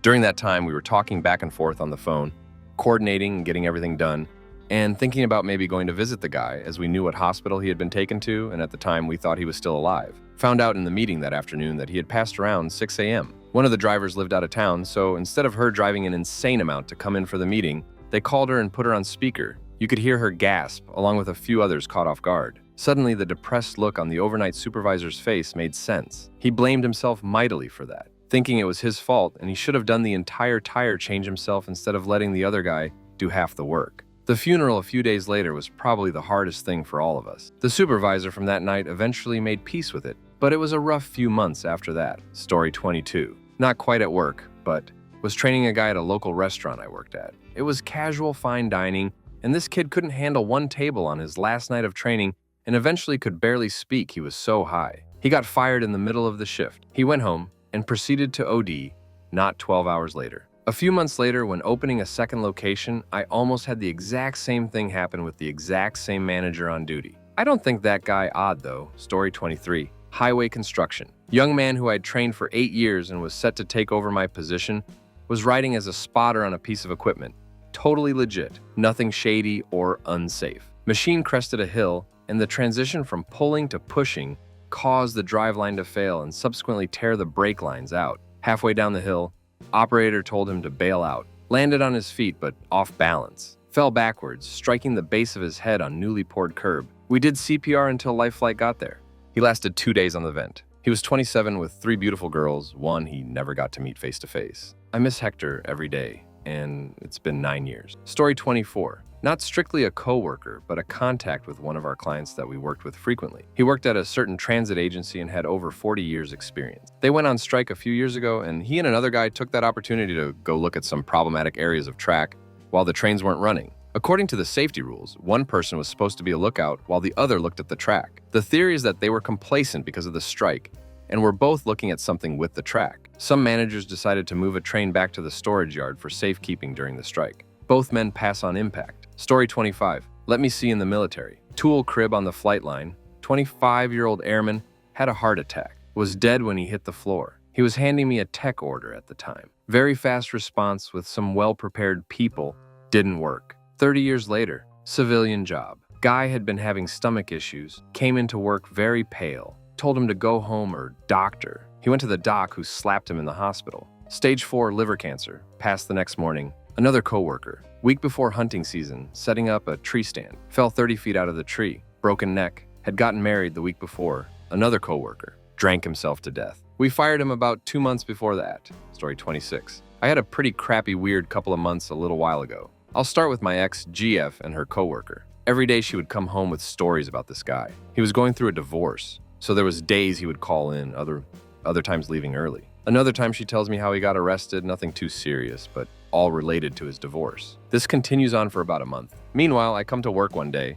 We have a medium-sized company, about 100 employees with a lot of different family members. They bring us all in the conference room and announce a coworker of mine end his life. I was pretty shook up, but his father and brother work with us, so it made it even worse. I'll never forget driving to lunch one day and seeing the dad with his wife sitting there eating lunch in the parking lot. His wife had such a look of sorrow. It made me think how hard it was for her. A couple days later, I come home and my ex tells me about how her fellow coworker ended his life. She was pretty distraught. Up until then, he was kind of like a gossip point between us. Then it kind of hit us hard about how depressed he was. Fast forward about a month, another one of my coworkers dies. He was walking down a road in the dark and was struck by an elderly couple. His sons work with us, so again, it hit our company hard. Finally, a couple months go by, again called in the conference room. A third guy dies. He was an older guy that had a heart attack while he was on his lunch break. He didn't have any family that we worked with, but was the longest tenured of the 3 guys. There were a couple of other deaths that happened in that short span of time. My grandmother passed away from cancer, while a good friend from high school passed away in his sleep. It's been a little longer than a year since then, but it was really a bad couple of months. Story 27. 4 summers ago, I worked as a picker in a fireworks warehouse. We receive our deliveries of fireworks in bulk shipments from China via 53-foot semi-trailers, which come completely stuffed full. Truck pulls in, we down-stack them from the trailer and up-stack them onto pallets to be placed in our inventory. One day, we were just finishing offloading a trailer. There were 4 of us working, plus the office staff. I was running the pallet jack, taking the offloaded fireworks and sorting them into our inventory. One guy was operating a forklift, bringing empty pallets to the 2 guys stacking, then pulling the skid out of the trailer to me to be tagged and sorted. So the trailer was down to the last few boxes laying at the very far end, and just as the guy got done stacking the last few boxes onto a pallet, the forklift driver pulls onto the trailer, and apparently a fork clips the steel sidewall of the trailer and causes a spark. In case you don't know, lots of boxes produce lots of cardboard dust, and that crap goes up quicker than dryer lint. I was about 200 feet away at the time of ignition, so I didn't see much. But I will never forget the screams of the guy standing about 15 feet into the trailer. He received 3rd-degree burns over most of his body. The guy standing at the very back didn't make a sound. We all came running. By the time I pulled up on my lift, the fire was over, and the forklift driver was running in to pull him out. He passed away in the ambulance on the way to the hospital. I won't forget that crap either. Not a single firework went off. It was 100-bit cardboard dust. Story 28. Woman overdosed in her truck in the parking lot. Apparently, she had locked up after her shift. Around 11 p.m., it was a gas station, my first job, and had gotten in her truck, shot up, probably expecting to have a solid high by the time she got home, accidentally OD'd in the parking lot. The owner and I were supposed to open the next morning. He texted me saying not to come in. I said, tough crap, I'm halfway there. We had a weird relationship. And he asked me to pick up breakfast for 4 because the cops were there. I was pretty much thrilled for the excitement of cops and crime and crap. Turns out, coworker had OD'd. I smoked an entire pack of cigarettes, and we had our best sales of the summer that day. Story 29. A coworker knew I really wanted to go to Coachella Fest, as it lands on my birthday every year, but I was scheduled to work after my boss denied my day off. Being the super nice guy he was, he agreed to work it for me. After the long weekend, I came in and found out that he never worked for me that day. I was expecting to get written up when they called me into the office, but instead they sat me down and told me that he had died the night before from some illness. I don't recall what it was, but I know it was preventable with modern medicine. I don't know why he never went to the hospital. I hope it wasn't because he had to work the next day. Story 30. We were in Kuwait. Someone told him to shut a gate. He pulled it past the support frame that was holding it up, and it fell on him. It was very big and very heavy. Story 31. Worked at a Chuai's restaurant about a year ago. Became close friends with a few co-workers, one being a woman working togas named Michelle. Before I left, Michelle and I had discussed upcoming vacations and exchanged social media information. After 6 months of work, I transferred to a different location for 2 months. Soon after, I went on a vacation and sent Michelle all the pictures, as she had wanted to see Mexico, where I was visiting. When I returned to Chui's 2 months later, I went to a coworker's house after a shift one night, and we sat down with 3 other coworkers to watch TV. That's when I asked, "Where the hell has Michelle been? Is she skipping out on work or something because I'm back now?" They all looked at me with a completely blank expression. Finally, one of them spoke up and told me she had died, very candidly, as he was completely unaware of my lack of information. I told my buddies to screw off and that the joke wasn't any funny. They didn't laugh, they just didn't know what to say. She was at her ex-husband's house, drinking, and he kicked her out in a fight and told her to drive home. She ran her car into a tree and passed instantly. Her son used to come in with her and sit down and have chips and salsa. Really hit hard that she had passed. In that time, I was gone, and I'd never see her again. It was hard to think about her son after that. Sitting down and hearing that news was like a movie. They basically shut down the restaurant that day and sent everyone home. Story 32. Been in the same club as a guy who got sniped. For those unaware, sniping is the term bouncers use when we get blindsided by some kind of object. Be it pool cue, happened to me. Shoe, happened to another guy, he laughed it off. Or most commonly, like in this case, a glass or bottle. I remember club emptying in what seemed like a minute. And this guy I had been on the doors with a few times in a pool. I just walked out there and looked for cops. Went back after they took away the body. And it was insane, the amount of blood. Left a huge impression on me. One of the reasons I quit. Story 33. This is actually quite hard to type out as I still don't really know how I'm really supposed to feel about it. I landed a great job in my early 20s. Nice location, lovely working environment, and my colleagues were awesome. There was one small hitch, however. There was this old lady there, we'll call her Sue, who can only be described as a complete and total Karen. She was bad-tempered, rude, and hated newbies. She'd been working there forever, you see, and was incredibly set in her ways. Now, that in itself wasn't such a bad thing, but this Karen was just plain mean. What made it worse is the fact that she'd been there longer than all the managers, and they were all scared of her and just left her alone to bully the new staff. There was this whole atmosphere of, well, that's just Sue, with a shrug of the shoulders. Almost like the whole team were just supposed to humor her. It was all very odd. So anyway, Sue died one morning on the way in. The managers told the staff at the morning meeting, and that was that. Everyone looked at each other with these awkward, fake, aw crap expressions, but really, I think most people were a bit relieved. I feel horrible writing this. I wouldn't wish death on anyone, but I've never seen a working environment change so quickly. Everyone just perked the duck up, and it became an amazing place to work. To this day, however, nobody will actually come out and say that Sue was a though. Story 34. He died on the phone with a customer while in a call queue. The customer hung up pissed, and he continued to get calls. It took over a dozen customers calling in pissed before management took notice. He was very gone when the paramedics arrived. I only know that as I was taking calls as they tried their best to bring him back. Story 35. Friend told me a pretty crazy story. He works in construction. Told me a guy was in a ditch with the jackhammer going at it, so he was also wearing earplugs. A dump truck full of dirt was about to pour a massive amount into the ditch, but he couldn't hear the warnings to get out and ends up getting buried. They pull him out, but he's suffering from major internal bleeding. The foreman on the job tells everyone to not call the ambulance because this job was a side job, and I don't believe they were following regulations or something like that. I'm not familiar with construction codes. My friend says, "Duck it," and calls the ambulance anyway. And all the while, the man says he can't do it anymore and passes away when the ambulance arrives. Friend said that night when he was smoking a cig in his driveway, as he always does, his friend, the one that died, walks up to him and asks him for a cig. Said he never smokes in his driveway anymore. Story 36. I used to work at a biker bar. It was in this old shopping center thing in the rural outskirts of my city. This really sweet lady worked at the convenience store next door. It was only our two businesses in this center. Everything else was long closed. So the store would stock lemons, cream, etc. for us, and we'd just go over there and grab them on credit, and my boss would pay up at the end of the week, and the clerks would come get their meals from us. So we all felt like we worked together is my point. So this girl would come in and order the patty melt each day, and we'd chat. She was a single mom with 2 kids and a craphead ex. She worked hard to support her kids. One day after her lunch, we heard a thump from the store, but we figure she dropped something. My coworker goes to get milk later and finds her dead. Her ex had beaten her right there in the store. I didn't see the scene, but the girl who found her told me it was horrific. The wall that separated us was the wall with the sound equipment on it, and the music was too loud to hear her screaming. The guilt of that ducked both of us up for a while. The bikers held runs for their care, and they were out for blood against that dude. I try not to wish ill on anyone but that guy. To do that to the mother of your children, I can't help it. Story 37. I worked at Safeway in high school. Coworker was beat during a robbery because he wasn't opening the safe fast enough. After they removed the body, I got to mop up the blood. Good times, not. While in college, I worked one summer at a car dealership. Coworker had an engine fall on him while he was under the car. Engine wasn't attached to the engine stand, lift properly, and came loose. He is dying for about 10 minutes, screaming the whole time. While working at a large defense contractor, I had a friend run over by a company truck. I didn't see it, but it was apparently brutal. Closed casket funeral.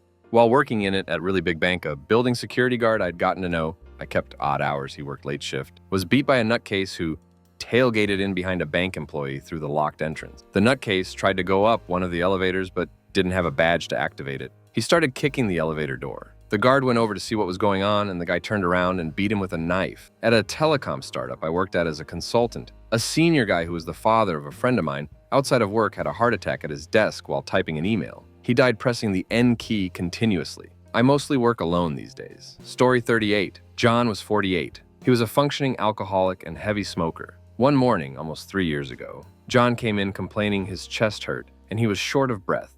He said he was going to cut down on cigarettes that day. It's probably just a cold, he said. I came in late that day and was working across the street at the other shop and didn't hear about this until it was too late. At about 11 a.m., Steve and I saw a police car skid into the lot. The officer ran out of his car and grabbed a bag from his trunk and ran full tilt inside. One of the other techs held the door open for him. "That's weird," Steve said. Seconds later, an ambulance bounced into the yard and nearly rolled, making the turn into the lot. Then our boss ran out of the admin trailer with a black bag and ran across the street. About 5 minutes later, they came out with a body under a white sheet. John had gone into the parts room for something and had a massive heart attack behind a shelf where no one could see him. 15 minutes later, someone asked, "Where's John? He's been gone a while and it's not break." Several minuets later, they found him. By that time, he was purple and it was far too late. The kicker? He was working one a fully equipped EMS ambulance with then enough tools to save him, let alone get him to a hospital. Story 39. My old boss was an alcoholic. When he was sober, he was talkative and silly. But when he was quiet, we knew he had been drinking. He also recently had surgery on his stomach and was supposed to be eating light foods, but didn't care. He would order steaks and burgers and generally ate whatever he wanted. One day he walked into work and fell over, causing a loud crash behind me. When I turned around, he was on the floor, convulsing and gasping for air. We thought he was having a seizure, so we turned him on his side and I stayed in the floor with him while my coworker called the paramedic. Turns out it was a massive heart attack. We didn't realize he had died in the store and literally in my arm until we noticed the floor was wet after the paramedics took him away. When he came in, the floor was dry. It was surreal to witness. Story 40. Used to be a cell tower climber on summers away from college. I saw many serious injuries, but only one death. My climb partner was hanging underneath a crow's nest, the mesh platform on top of the tower, running a line along a pipe while I fed it to him. As he was shifting position, his grip failed and he fell. He was caught by his climb harness, but as it stretched to absorb the impact, he smashed into an antenna array. Belie us. He was dead on impact. All I could do was sit with him until my boss climbed up to help me lower the body down. Story 41. I've had 5 of my employees die, truck drivers. One got pinned between a trailer and a dock. One got hit by a man while he was checking a blowout along the side of the road. 2 generic accidents, and 1 heart attack while driving. He pulled his rig to the side of the road and died. It sucks, but I manage a large fleet and truck driving is dangerous. Story 42. A guy I worked very close with. Paul, war veteran, great point guard, cooker of a mean BBQ, buyer of the first round, decorated police officer. He was a detective assigned to my felony group. By everything I knew him as a great guy. I'm eating dinner with my gaff, hear gunshots. Police swarm the place next door. I drop in to see if they need me for anything. He had used his service revolver to murder his girlfriend, who was a waitress at the restaurant next door, and then end his life. Sometimes I think if I had decided to eat one restaurant down, maybe I could have talked him out of it. Story 43. Coworker had an ATV roll over at a high rate of speed on a gravel road, was not wearing an appropriate helmet as per company policy, broken neck, assumed instantaneous death. Story 44. Aneurysm in chair, car crash coming home from work, fell out of 15-story window, toll booth guy hit by car, heart attack while answering work email. Literally hit by bus, second roadkill, window cleaner fell to death, unsecured heavy machinery drop, photojournalist in helicopter crash, stray broken baseball bat to the neck, murdered by ex outside the office, don't be a woman, police run over by car he was trying to stop. Story 45. Not on the job, but right outside of the place. Dylan's Candy Bar, NYC.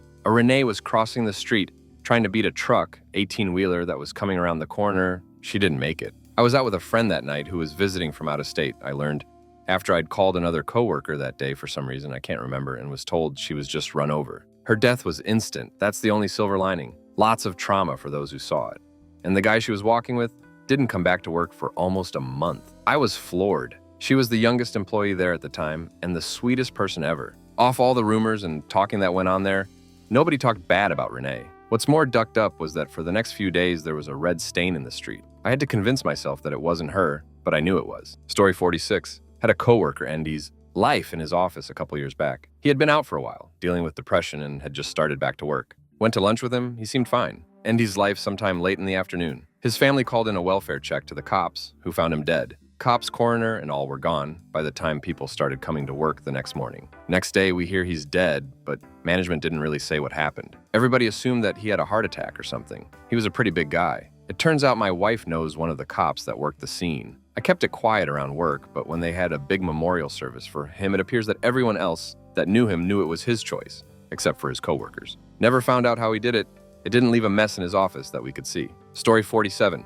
My friend, he was in his 80s, was on top of a 9-foot ladder getting something for a customer, and something shifted in the racking. It hit him in the chest and flipped him off the ladder head first into the concrete floor. Story 48. When I used to work at a grocery store, 2 individuals died about 2 years apart from one another due to a heart attack. We had a few people who worked that were EMT volunteers or knew CPR, and I remember seeing them trying their hardest to resuscitate the people, or at least keep going until help arrived. I've never seen such a defeated person in my life once they learned the person passed away. I remember them saying they could have done more. Story 49. Literally 1 month before I started helping at an auto shop, a guy in his 80s, I think, took a nap over his lunch break and just never woke up. I didn't even know until I had worked there for over a year. Story 50. When I was in high school, I worked part-time night audit, 11 p.m., 7 a.m., for a small family-owned hotel. One night I wasn't there. The full-time auditor let some guys in the lobby for some reason, and they shot him 5 or 6 times. I got called in the next day to cover and had to spend my shift cleaning up the file cabinet. Just a mess and very scary for me. Honestly, the owners were holes, and no one really seemed to care that he had died. My second one was when I was in college, working as a desk clerk in Los Angeles. One of the housekeepers had a stroke while working on a room and had been dead a while before anyone found her. Really sad because she was a super nice older lady, down on her luck and rebuilding with that job. She had come in a few weeks earlier so happy because she could afford dentures and was showing them off to everyone. I was the only person from work that went to her funeral. Story 51. Dude was taking lots of steroids, his liver crapped out, and he died at 22, leaving a kid behind. I consider this a work thing because it's all the rage in work camps to take steroids, work out in the camp gym most non-working hours, and try to be the biggest guy in camp. Story 52. Receptionist at our veterinary hospital stole a lockbox key, grabbed a crap ton of injectable sedatives, shot them up, and slammed into a telephone pole on the way home. Story 53. Does a client count? We had a farming client who was a bit of a loner. We were scheduled to see him first thing Monday, but he never showed up, didn't answer the phone, wasn't there. When we sent a neighbor around, just seemed like he had vanished. After a thorough search of his farm, the cops found him dead under his tractor. They deduced that he had been sitting underneath the tractor working on the engine while it was running, and it had driven forward slightly, pushing him forward. The worst part was that they thought he was probably alive like that for several days, and eventually his heart just gave out. Story 54. Was working with a girl. She was feeling not so hot and went and sat in the back to steady herself. I was on break at the time and offered her some pain meds. She said they wouldn't help, and by then was really pale. Next thing I know, the manager was back there, checking on her, looking super worried. She hustled her out of the restaurant to her car. Kara passed out in the passenger seat, and they called an ambulance. EMTs came and took her to the hospital, and from what I was told, she flatlined a few minutes after getting into the ER. Turns out she had a congenital heart defect that most of us didn't know about, except management. Damn shame, she was a really nice girl, very friendly and funny. The place was a shell of its former self for a couple weeks while everyone mourned, then slowly got back to normal. We had a memorial display up for like 6 months. Rip Kara, you went way too young. Story 55. I wasn't on the same job at the time it happened, but we worked in the same trade. Also, some of my details may be slightly off from not being there when it happened. 2 guys were working on a vessel in an oil refinery. There was a nitrogen purge going on when they noticed a roll of duct tape still inside. They tried to reach the tape with some wire but had no luck. So one guy decided to climb in to grab it. When he didn't come out, the other guy tried to climb in to get him. Both of them passed out from oxygen deprivation and died within minutes, all over a roll of duct tape. Story 56.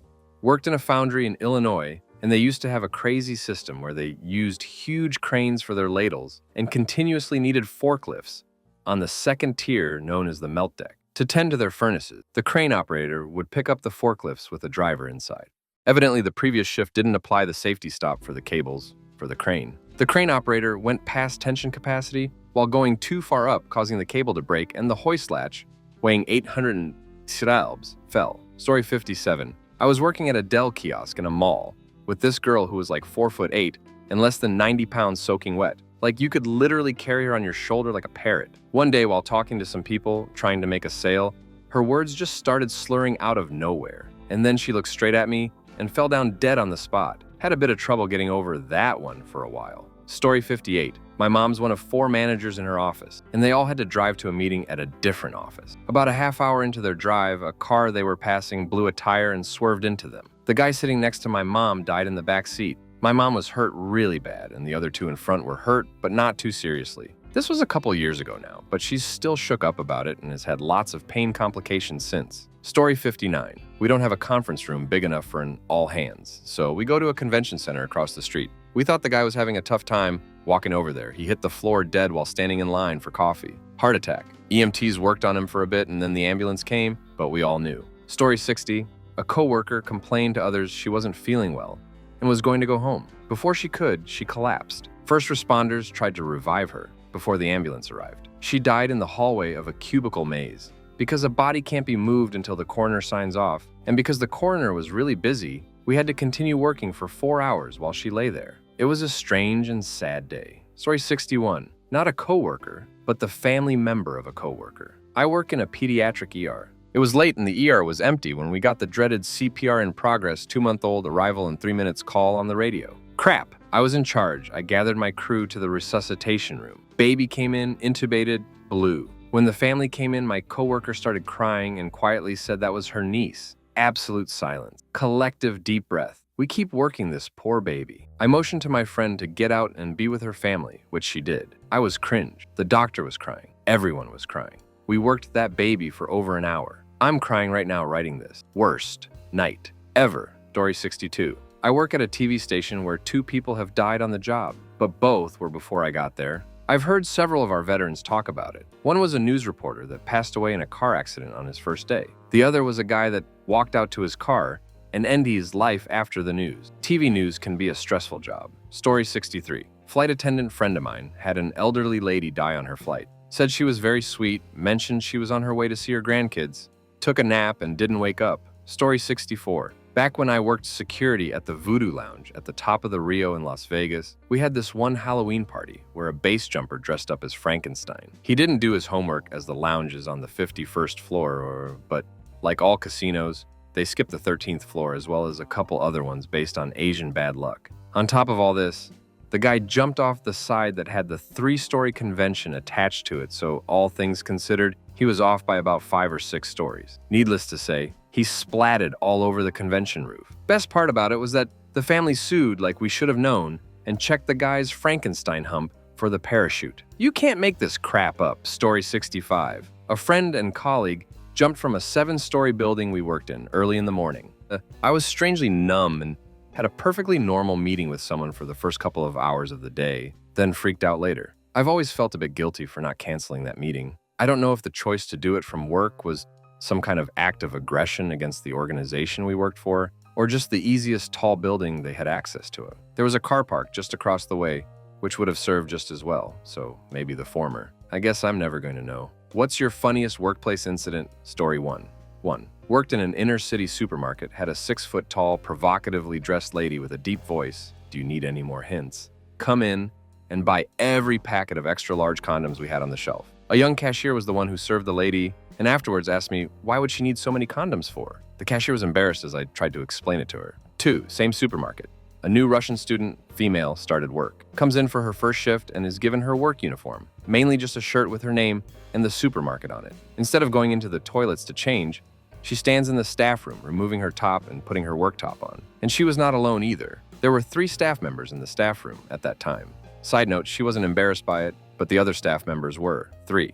Same supermarket. While we were not supposed to, occasionally we would let members of the public use our toilet facilities. Come in one morning to find a small pink handbag in the toilets. All that was in the handbag was $300 in cash and a tub of Vaseline used. Later that day, someone did come and claim it. A lot of people could understand the cash, but not the Vaseline. 4. Same supermarket. One morning, a pair of tights leggings had been found in the toilets. A couple of days later, one of our female staff members, who only worked a couple of days a week, claimed them. She had left them there when she got changed for work. However, those tights leggings started a chain of women's clothing being left in and around the store, most of the time in the toilets. But once a gym bag full of clothes was left on our loading dock, in the toilets. One day, it may have been a bikini. A couple of days later, it may have been a bra. A couple of days later, it may have been some stockings. And they could be differing sizes too. The bikini could be a size 8, and the bra could be a 14. If I remember correctly, it stopped about the time we had a change in store management, but had started before the previous change in store management. Some of the staff used to joke about who belonged to the items, even saying to one guy that he forgot to take his weekend wear home. 5. This one happened in Adelaide. Had a store manager who was an absolute git to everyone, but was buddies with the area manager, so could never do any wrong. The majority of staff hated him. He was a former butcher, but must not have been a good one because a customer came in once asking for a particular cut of lamb. The store manager looked confused. Customer asked again. Store manager had to ask one of the meat department staff, who then gave him the answer. After that, anytime someone in the store was fired, they would say on the way out, "Hey, Mark, what cut of meat?" 6, final one. I have plenty more. Working in a takeaway place. Elderly customer comes up to the counter and asks the staff member, "Do they really put pups in Pluto pups?" The staff member, thinking it is a joke, continues on with, "Only those pups that have been naughty." She didn't see the grandchild of the elderly customer standing in front of the counter, who screamed at this and ran out of the store.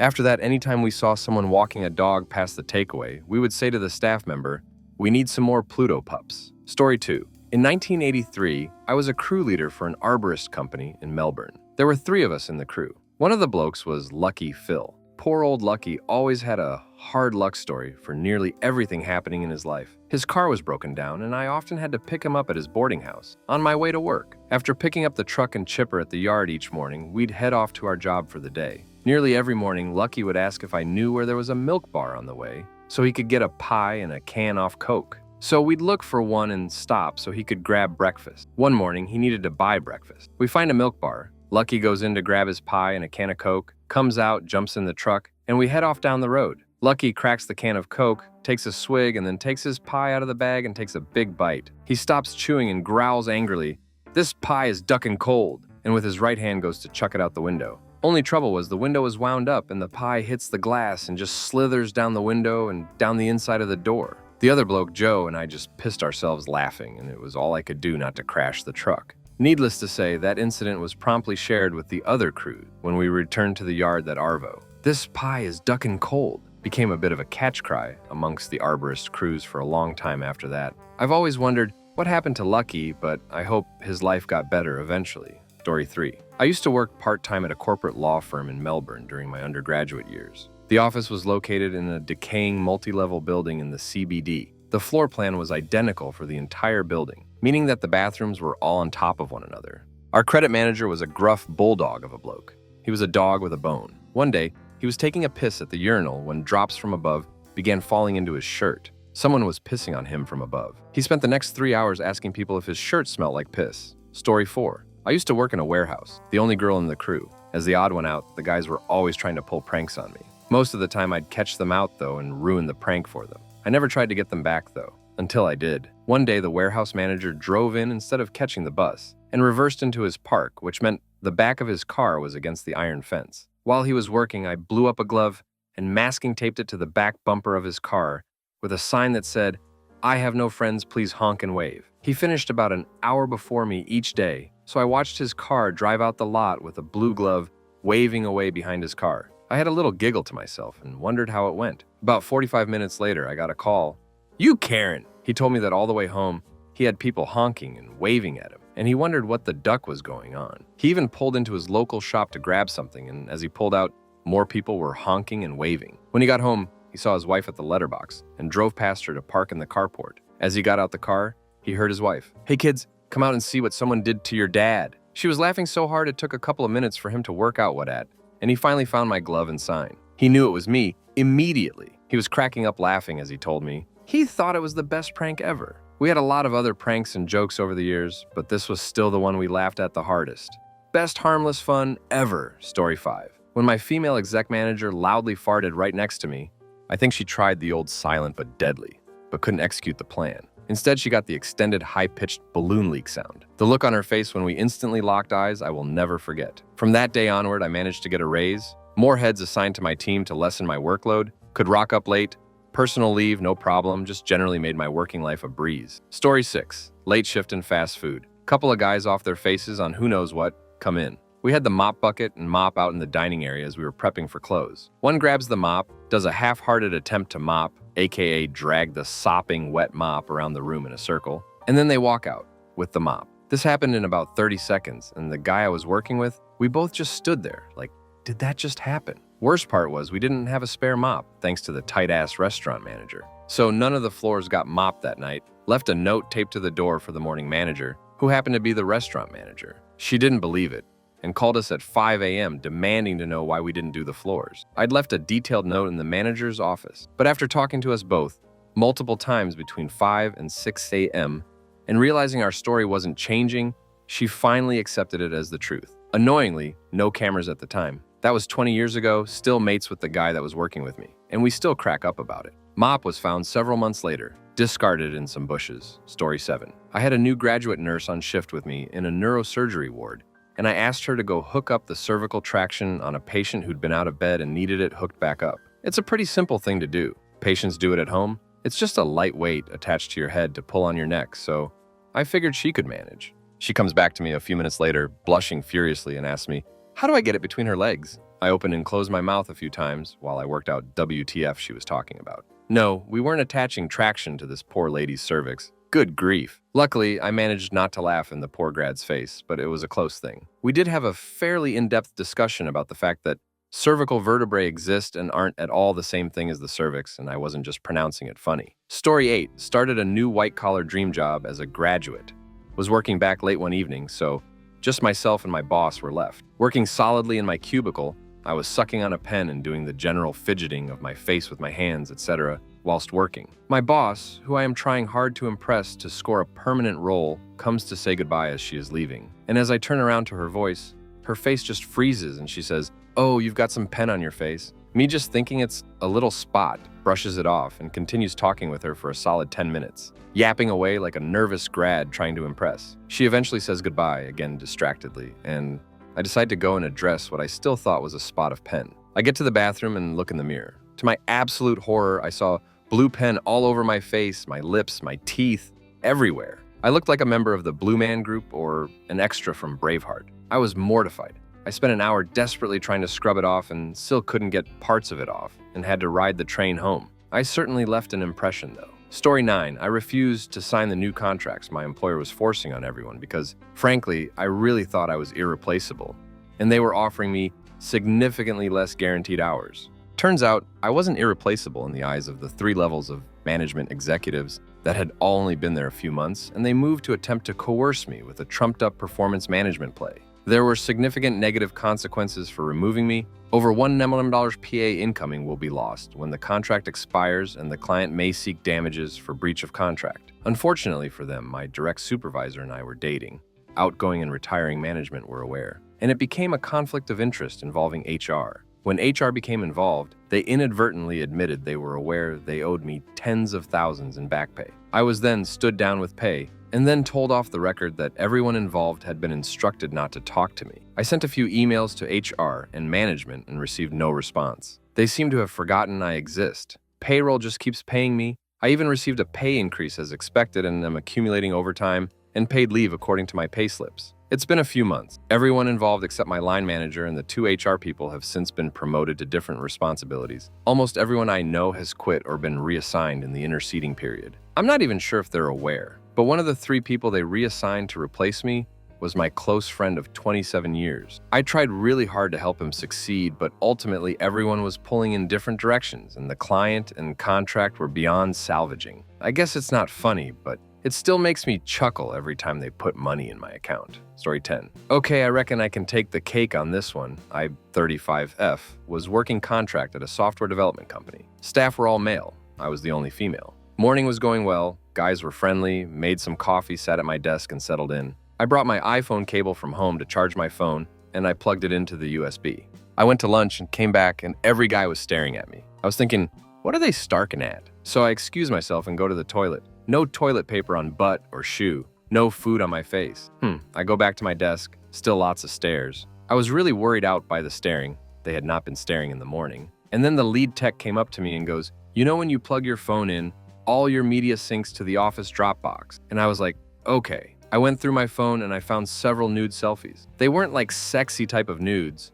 They were photos I'd taken to help track my weight loss, as suggested by Heidi Klum. Thanks, Heidi. I also had several breastfeeding photos, which are topless, but still not sexy photos. It was horrid. In that moment, my face went red, and I ran out the door and hysterically rang the recruiter and told them what happened. He just pissed himself, laughing at me, over the phone and said, "Don't worry, they will forget it by tomorrow." I almost quit, and I had months left of the contract. I ended up sticking it out, if I never felt comfortable again. The guys in the office swore they deleted the photos. I really hope that's true. Story 11. Used to work full-time in Bunnings and had lots and lots of funny encounters. There was this couple who were very gothic in appearance. They had a little DIY thing and needed the location of the item. I helped them with most of them.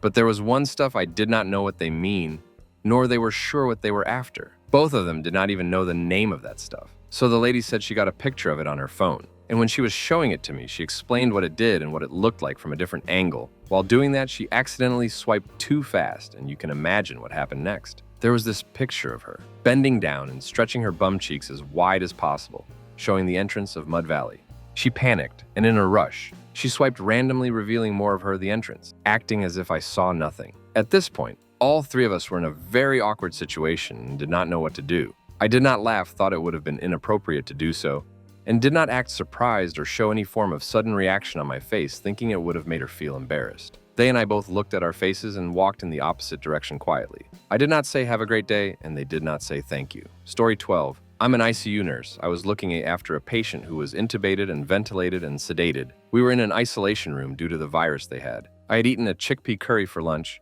and a few hours later I had a grumbling in my tum. Because we were in an isolation room by ourselves, with the door shut and she was sedated, I let out an almighty fart. The patient's eyes opened, and she looked at me in disgust. I was mortified, gave her a bit more sedation, and hoped like hell she wouldn't remember the incident. So my very mild superpower is being able to wake patients from a coma with a fart. My colleagues find this story endlessly amusing. Story 13. I photocopied my face, making it lighter and lighter on each sheet, put the paper back in the copier, then watched people complain for weeks about a ghostly face appearing more and more on their prints until they reached the sheet with my face fully turned up to 100%. Story 14. Consulting to a certain pharmaceutical company, during and just after the Olympic Games in Sydney 2000, they had a heap of unused condoms left over from the athletes' village. Graduate said, "Our firm can help with that." Partner didn't pick up on the misinterpretation until 100 boxes containing 1,000,000 condoms turned up to the offices the next day. We donated the majority to local healthcare centers and unis. She was called dingers for ages.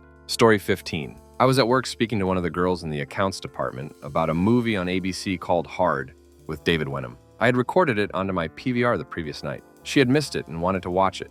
I told her I had recorded it and would burn a DVD for her. One of the other girls who worked there asked something it related but did not hear our initial conversation, so I helped her with her issue. When I was leaving, walking out the door, I said to the first one I talked to, when referring to the next day, "I will come around and give it to you." As I walked out the door and turned into the corridor, they all burst out laughing. I was a few feet down the corridor when it registered to what they heard, not being privy to our initial conversation. So I walked back into their office, with them all still laughing, me explaining it was a movie, not a proposition. I gave her the DVD the next day, and when I walked into the office, everyone in that office smiled at me, remembering the previous day. Story 16.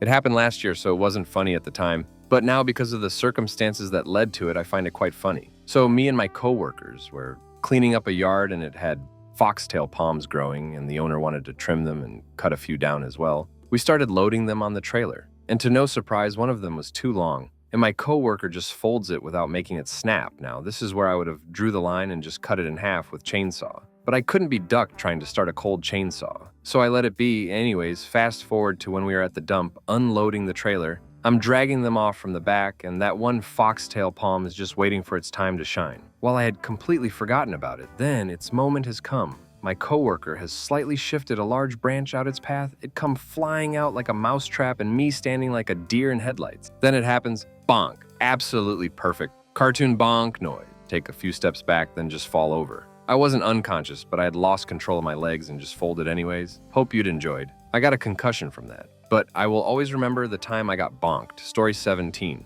I was doing an apprenticeship in a place that had 2 shed-type workshops with a gully in between. There had been a path concreted across the gully for forklift access, and a smaller, open drain had been put in the path for water flow. And some steel was across the drain so nobody would step in it. One day, a guy went hooting down the path on the forklift with the tines down far too low. The tines managed to slip under the steel cover and slammed into the other side of the drain. This brought the fork to an almighty stop, and old mate got flung off the fork. Seatbelts?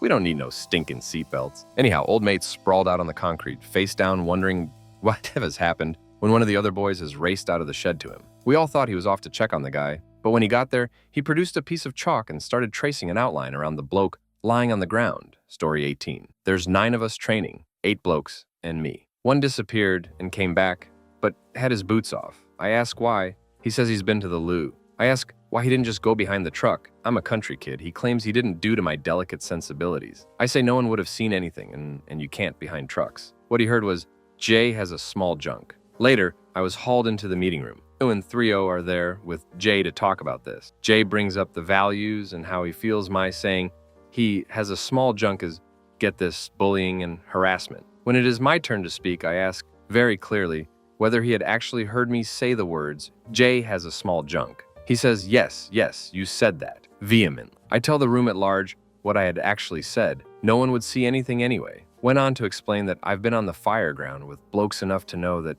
if you say you're ducking behind the truck, the guys are respectful and all that. I find this whole thing amusing. I probably shouldn't. First, he auto-translates something I said to something else, and then goes to the officers about it, and makes a fuss. Story 19. I would love to tell you about Poop Armageddon. I work as a pet stylist and was on my own this particular day in our salon. Full disclaimer, the pup was okay. Went to vet, and seemed to have had a food reaction. She was looked after well. This client has 2 dogs and brought them in. I washed her dogs and started the drying process, and then realized, too late, that the younger pup had made a little diarrhea puddle the same color as her coat. I sprayed poop all over myself, the walls, and her sibling. Rewash, start again. But the brown bank never stopped paying out, like a leaky tap. Couldn't work in these crafty conditions. Contacted Mum. She picked up the pups immediately because she was waiting out the front of our salon, and as I was telling her about her pup, infinitely more puddles of diarrhea sprayed everywhere. The other dogs peed on the floor. Cleaned that, then started bringing small poopy puppy to owner. She dropped the kids at the pool on me down the side of my shirt and pants, and sprayed some color on our freshly renovated open that day reception room walls. Gave owner a towel. She wrapped up pup in the towel